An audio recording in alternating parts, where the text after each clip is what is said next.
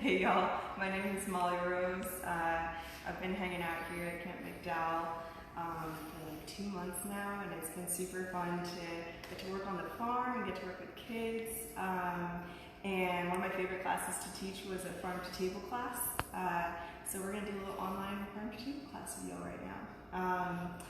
Something that I'm really excited about making are pickles. And before we went live, me and Josh were talking about what is a pickle? And there are so many answers to that. And one thing I really love is pickle improv. So taking what we have available in the fields, turning it into something that will store for a really long time, have a lot of flavor, be a condiment to like almost anything.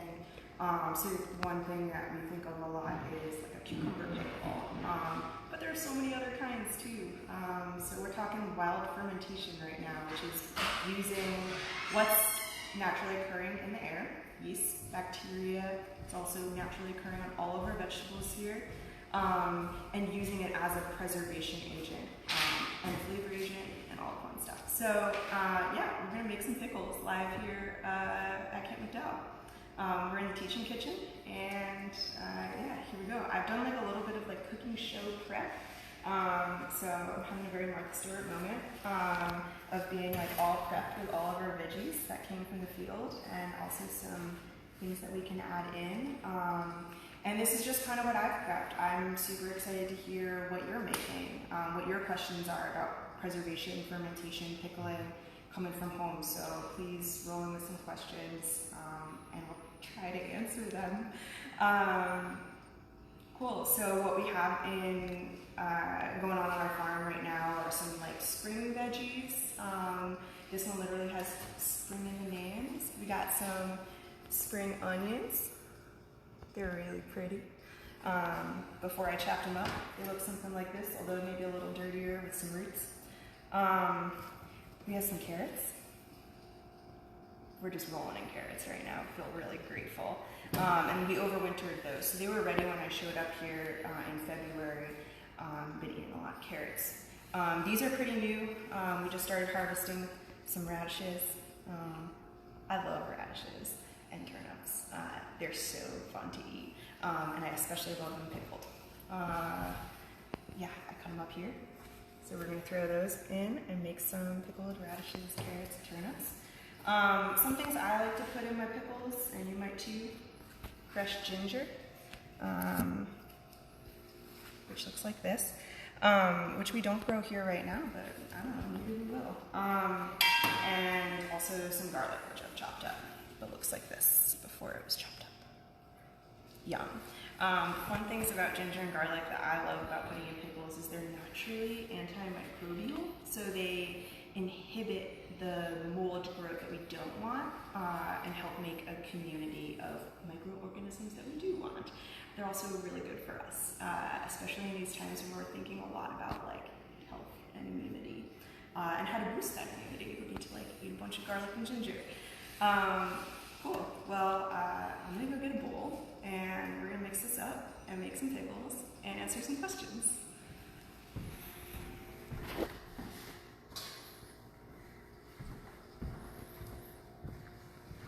How's it look, Josh? Looks beautiful.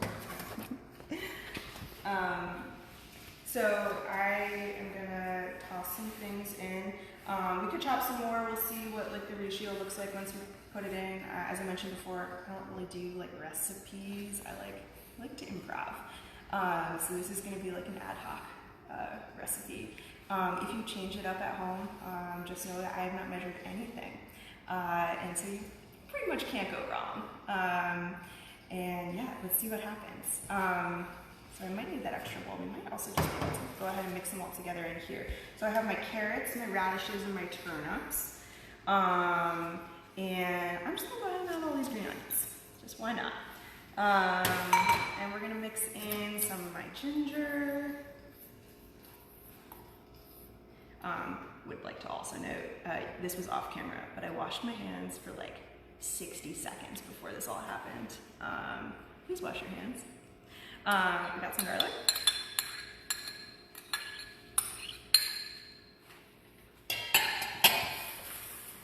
What else should we put in? Do we like spice? I like spice. So we're gonna put in some hot sauce. This is called gochujang. It's a, ooh, that's so pretty, oh my gosh. It is a fermented chili paste. It's kind of similar to sriracha in flavor. We got this in the Asian food aisle at the Winn-Dixie. You can use honestly anything in place of this if you like spice. I also pulled out some crushed red pepper from our food service provider here at camp. This is awesome. Use this if you have it. If you have chili powder, use that. If you have, I'm gonna throw some of these into it because they're gonna look really pretty. I love texture in pickles. If you grow your own, which we do at camp and we're super lucky to do, this is a really fun crop. So last year we grew these chili peppers and someone was amazing enough to dry them out and store them in these beautiful jars. So these are completely dry, so you'll see, this will be a little live thing going on. I should probably be wearing gloves because I'm gonna touch my eyes later by accident. But yeah, so these are great because now we can use them well into the next year because we've preserved them. This is another method of preservation is drying, so that's really fun. Yeah, we'll just break that up. There's no real good way to do that. I guess you could like use a knife, but the knife doesn't always go through the tough chili skin. What else we got here? Josh, what else should I put in the pickles? Whatever you think will taste good. Should we talk about salt real quick? I would love to talk about salt. Amazing. Thanks for letting me have a conversation about this with you. It's just a good. It's just a fun salt conversation. So I pulled out every kind of salt that we have in the Camp McDowell Teaching Kitchen, just for fun, just to see what we got. So we got some rock salt here. If you want to make some ice cream, we got some superior iodized salt. Whoa. Popcorn salt for all of y'all that like popcorn. Got some kosher salt. This one's gonna be like a little chunkier, not quite as big as the rock salt, but yeah, it's like more like a flake salt. There's no wrong salt to use for fermentation. There's maybe some that you're gonna prefer more than others, but yeah, there's like so many kinds of salt. And maybe you've heard of like pink Himalayan salt. There's like gray smoked salt. There's all kinds of like textures and flavors. We can get real into that, but mostly just know you could go to a gas station and go to the prepared food section and pull out one of those like little like salt packets that come in paper and use that, and it'll work just great. So yeah, you can really do fermentation with like absolutely anything, and all the things that you need to do it already exist on the produce, in the air, in your home. It's super simple. Yeah, so we're gonna go ahead. Which salt should I go for? This one doesn't have a lot. I think I'm gonna go for kosher salt today. I like the flake salt because it's, so you can see that I have no measurements because that all just came out in my hand, which is a really good thing because if I had done it directly onto the pickles, well, we would have been in trouble. Yeah, I really like the flake salt, a little bit of chunkier, and yeah, it also tastes really good, the kosher salt. So let's keep going a little bit. A lot of people will ask me, like, how do you know you have enough salt? Is there too much salt? Is there not enough salt? I don't know. And mostly what I wind up saying is, like, just taste it. Tasting is really fun, too. You should be tasting it every step of the way. So I do put on gloves for this part usually because I'm working with chili peppers. Also because the CDC says it's really smart to do that right now. So, yeah, kitchen safety, y'all.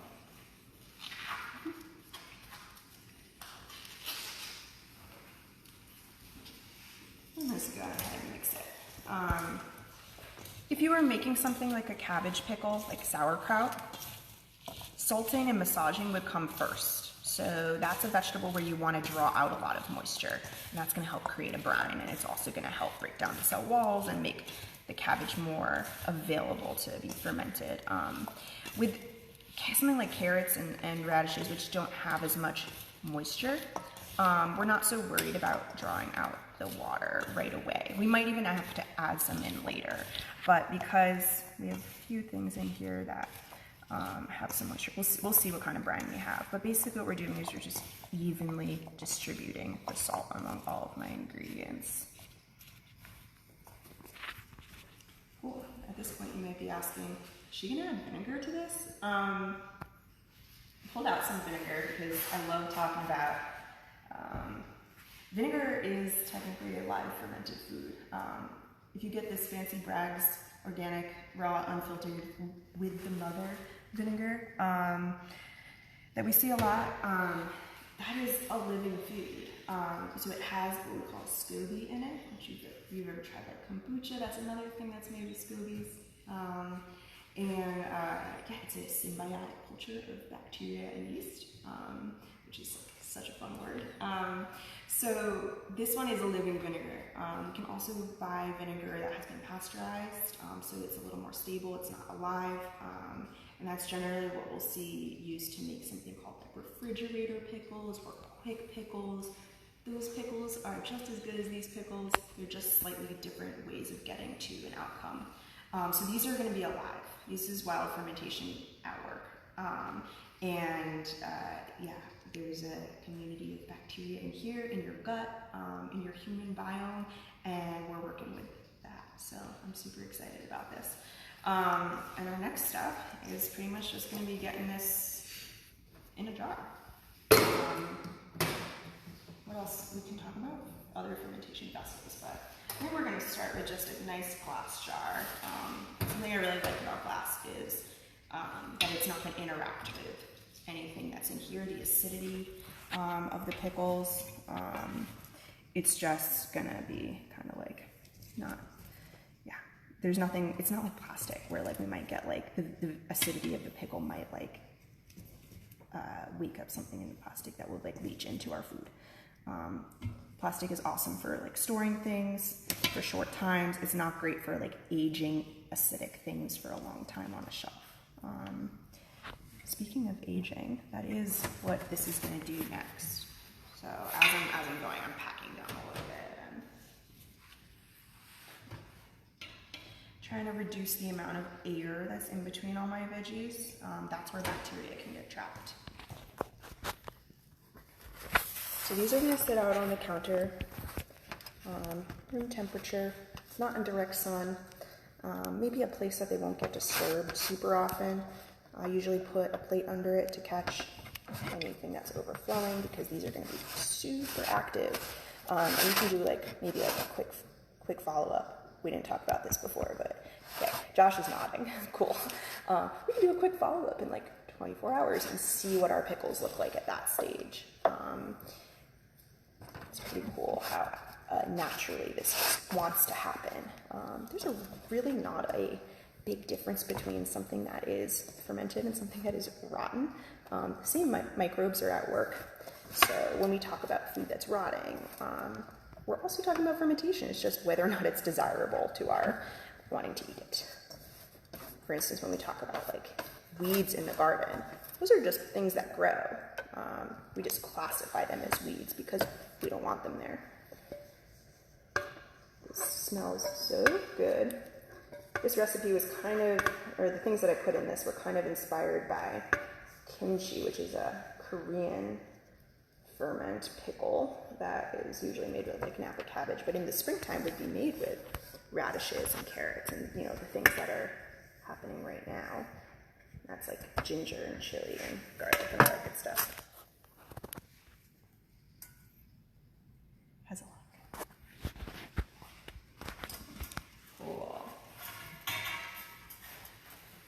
I have a pretty good pack on these. We're not creating too much brine, which means that I am going to add some water to them. And basically what that's going to do is help kind of like keep everything below. It's going to keep microbes out. It's going to brine the vegetables so they're not exposed to oxygen. And if we keep them submerged under that water, they shouldn't really develop any mold. Which means maybe tonight I'll come back and like press them down so that we can release the gases that are being created as the fermentation happens. Carbon dioxide will be released.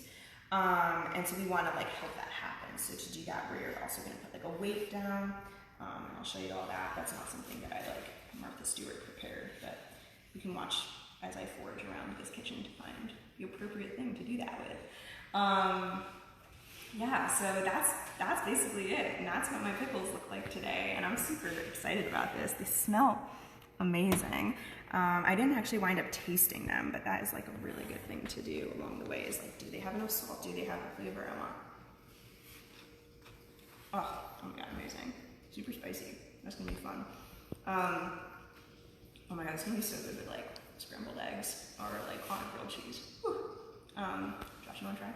I loved it. I don't know what your morning is like, but you want a spicy radish. That's really yummy. So good. I mean, I can eat them just like that. Like, they don't even need to ferment. Like, they're so colorful too. Oh, I love the colors. Good idea. Yeah. So what I'm looking for now.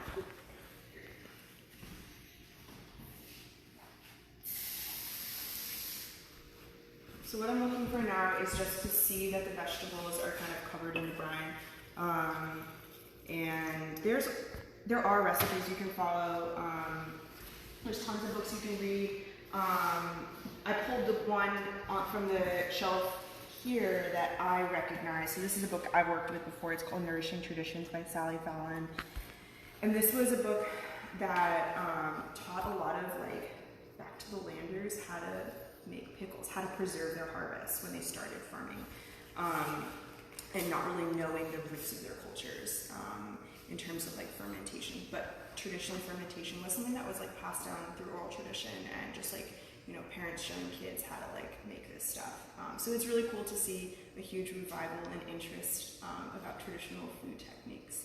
And yeah, and Sally Fallon has taught a lot of people how to do that, how to like return to their roots in terms of food culture. And yeah, she'll actually, a lot of her recipes use whey, which is a byproduct of something in milk when you make cheese, and we have a lot of whey on the farm. If you don't have whey, you can figure out how to skip it. Someone who doesn't use that and is also a prolific writer about fermentation is a guy named Sandor Katz. He's my fave. Definitely give him a look up. We don't have his book here, but you might have even seen it. It's called The Art of Fermentation. He has one called Wild Fermentation, and all kinds of other books as well. And he's really good at talking about why fermentation, how fermentation, and it's really accessible. So I also super recommend looking up Sandor Katz. And there'll be recipes in there as well if you're more into following a recipe. There'll be instructions about how to like figure out the perfect percentage of salt to brine ratios, that you have like the exact condition that's right for fermentation. Clearly I'm not doing that so much to a T. I've been fermenting for a really long time, and I kind of just know what I taste at this point, but that has not prevented me from having some like seriously bad things happen. And bad just like in the sense that like, they didn't taste good, or like the wrong mold developed. So yeah, this is a trial and error process. There is no like exact science at all. It's much more of an art and a really fun one. You can get real creative. Yeah. So I'm gonna even keep adding a little bit more water to see that brine come up to the surface.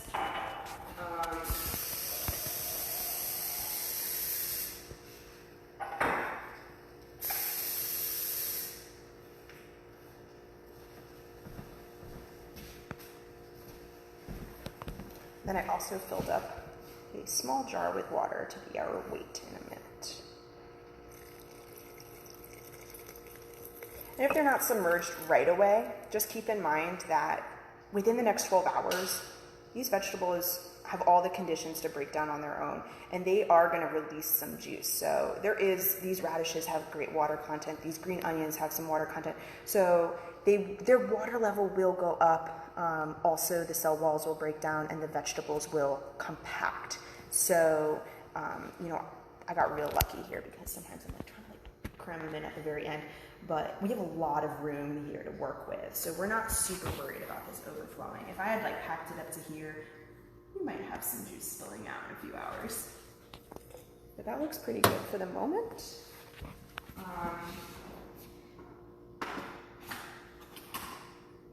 Like with anything nowadays, you can buy kits, you can buy equipment.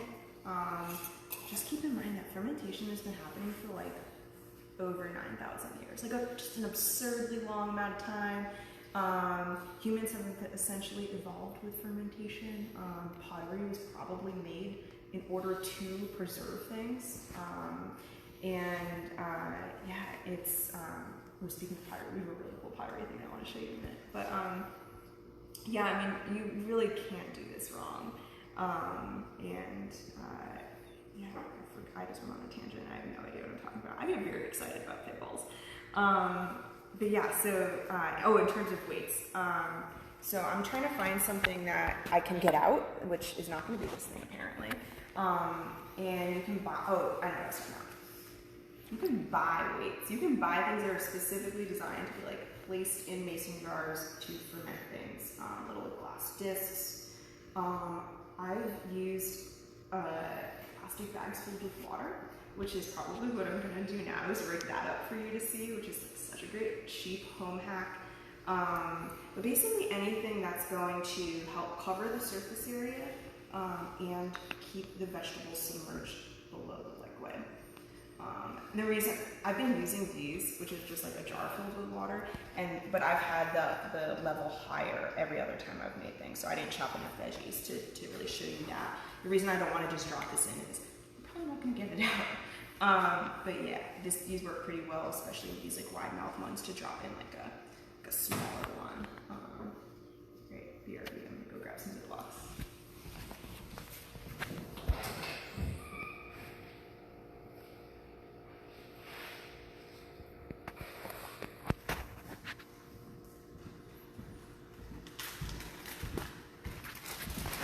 Are they active yet? Do you see any bubbles? There are lots of people watching. If you're watching and you have any questions, we're going to be taking questions in a couple minutes. You can throw those in the comments now, and I'll do my best to read all of them out. Amazing. Thank you, Josh. Okay. This is so sketchy. This is real life. Okay, so I have filled a Ziploc bag with water. One thing I really like about using Ziploc bags is that they will conform to my space. So I don't need to like have the perfect shape, weight, or anything. Some people will fill this with brine so that if it busts in there, it just kind of adds to the pickles and it's actually not really an issue. I'm just going to double bag mine so that if anything happens, I have insurance.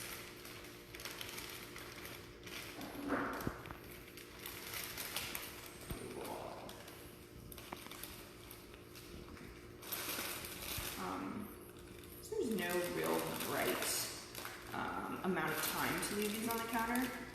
It's all about your personal preference. I love things that are really, really, really fermented. And I also love things that have been, just sitting there for like, I don't know, a day or two. Even within a couple hours, I think we can call this fermented. There's maybe like a little too much air or something going on in there. We'll see. Nice. And that's pretty much it. So pretty soon, we're going to start to see little bubbles, bubble action happening. And that's the microbes at work. And as soon as this goes all the way in, you might even get to see a few bubbles now. Oh, that's so cool. So you can see how the brine is now kind of rising up, and we have everything that is definitely submerged.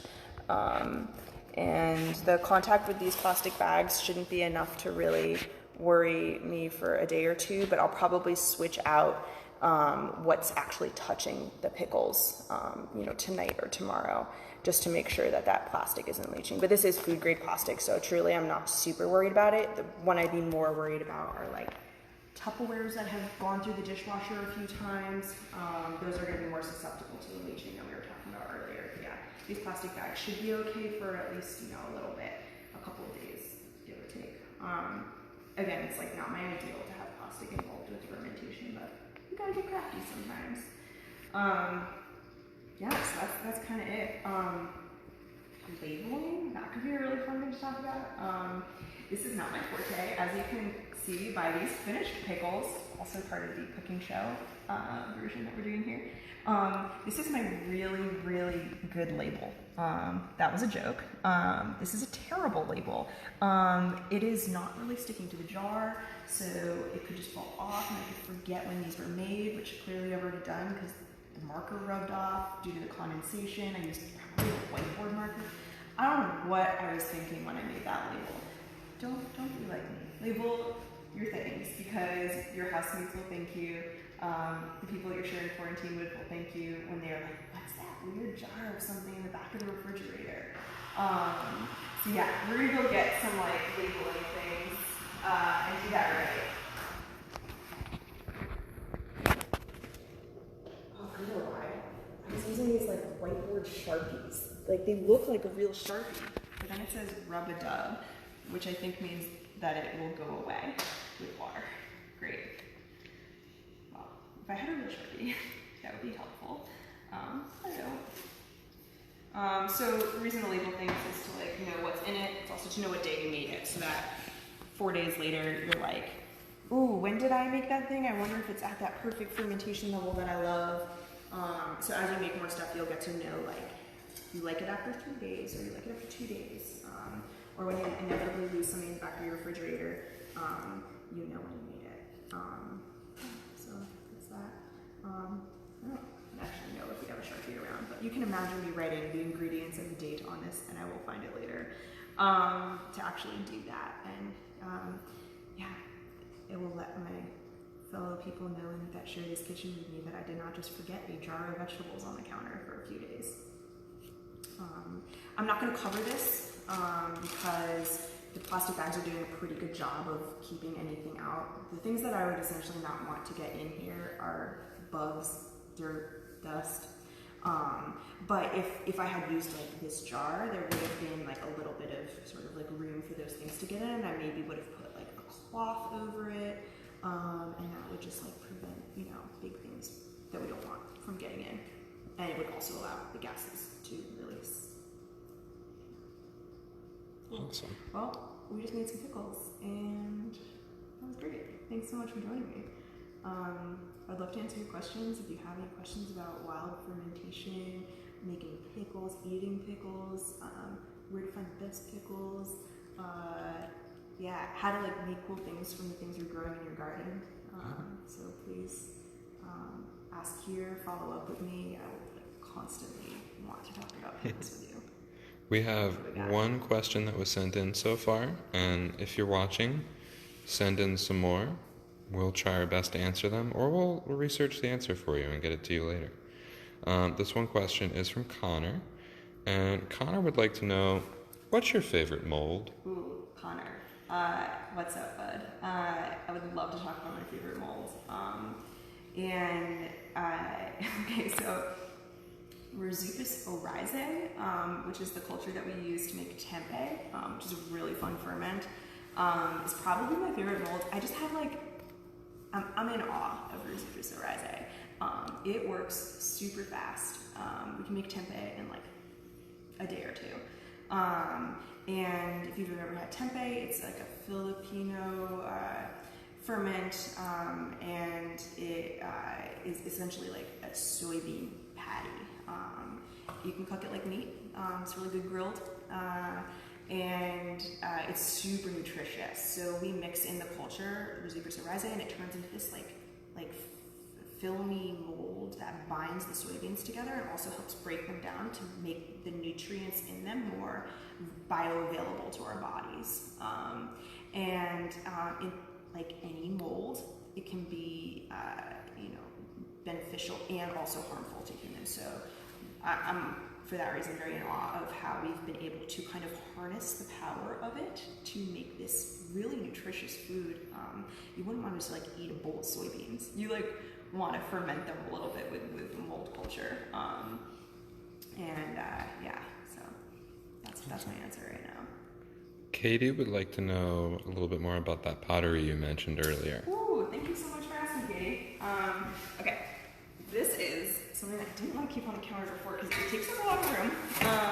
But I found this here at Camp McDowell, sitting on the fireplace when I first got here, and I was like, I know what that is. That is so cool that we have something like this. It looks very well loved, very old, and probably even handmade because yeah, you can't just like mass replicate this.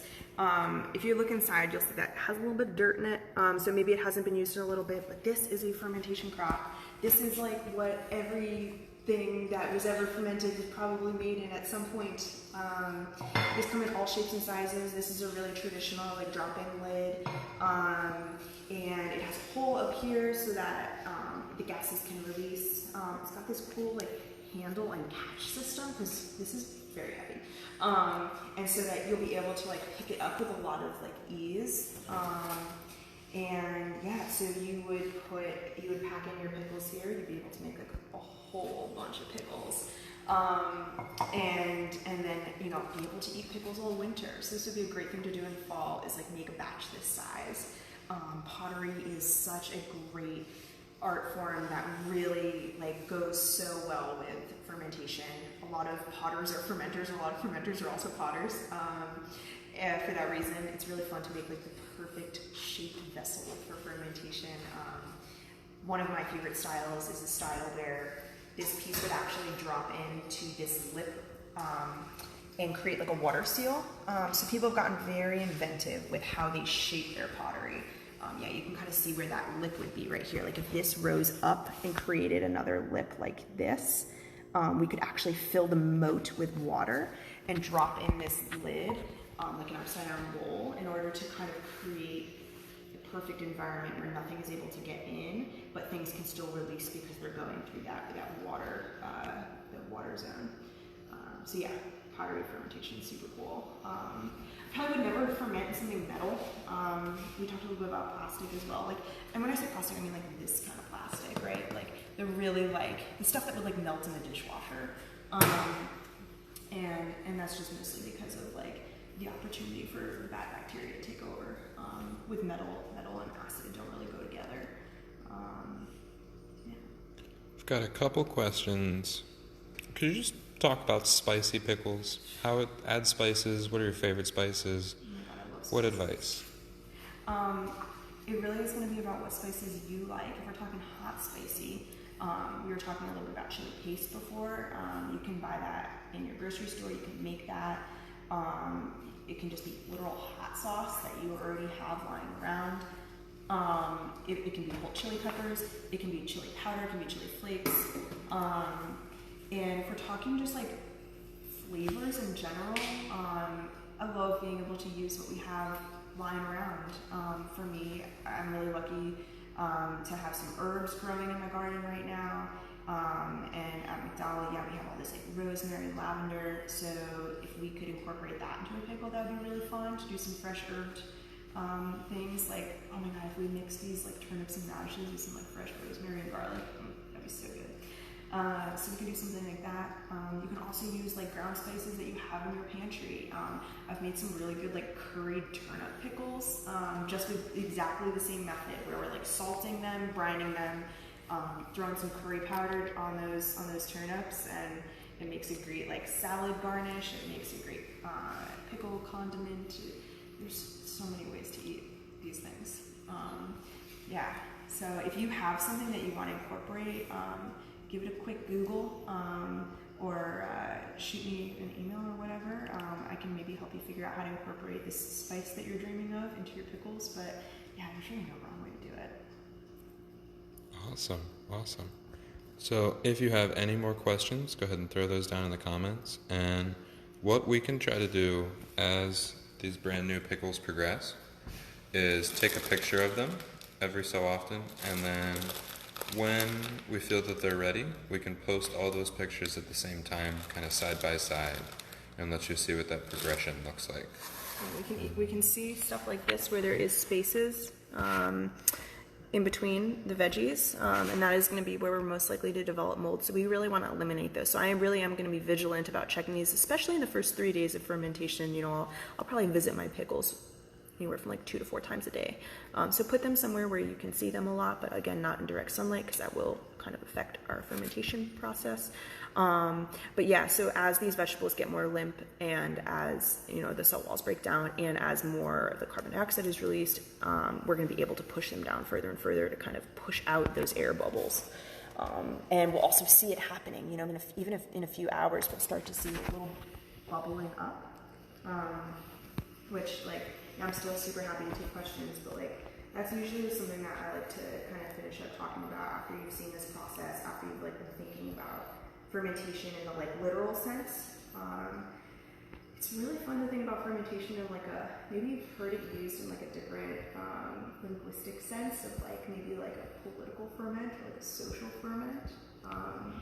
And it's literally this bubbling up, you know. Fermentation comes from the Latin word fervere, which means to boil. So a lot of people talk about fermentation as like a cold boil. It's one of our like big transformations of food. We were probably fermenting, you know, like long before we invented things like sauteing and braising and like all these roasting, all these other ways that we make foods.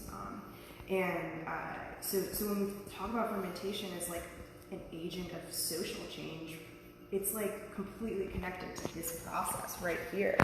I know a lot of people are feeling really isolated right now, and when we talk about like mutual aid and coming together and quarantining, I turn to fermentation for inspiration.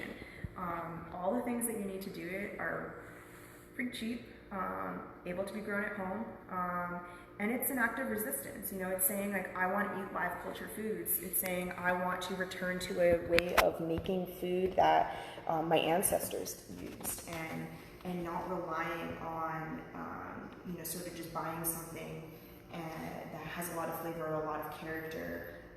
These are flavors, these bacteria that are on these vegetables come from this place. They were touched by, you know, my hands. And when I eat them, I can really like taste the sense of place at Camp McDowell. So I would really be excited to hear about what kind of pickles you're making that remind you of home or give you a sense of purpose or power. But yeah, this is a very, very powerful practice that I think really extends beyond the kitchen, and that is really, honestly, like the biggest reason I love fermentation, because of sort of all it can teach us about, you know, how bacteria working together as a community is honestly just like so good for our bodies, our minds, it's really good for mental health, and it's medicine, and then it's also the knowledge, the power of knowledge about how to like, you know, make these really delicious flavors that wouldn't have existed otherwise. You know, every culture has their fermented thing. I've never found a culture of any kind that doesn't have a history of a fermented food being a part of their cuisine. So yeah, I'm super excited about this. I hope that you are too, and I can't wait to hear about your fermentation trials, experiments. Try things out. Like don't be scared of like creating bad molds.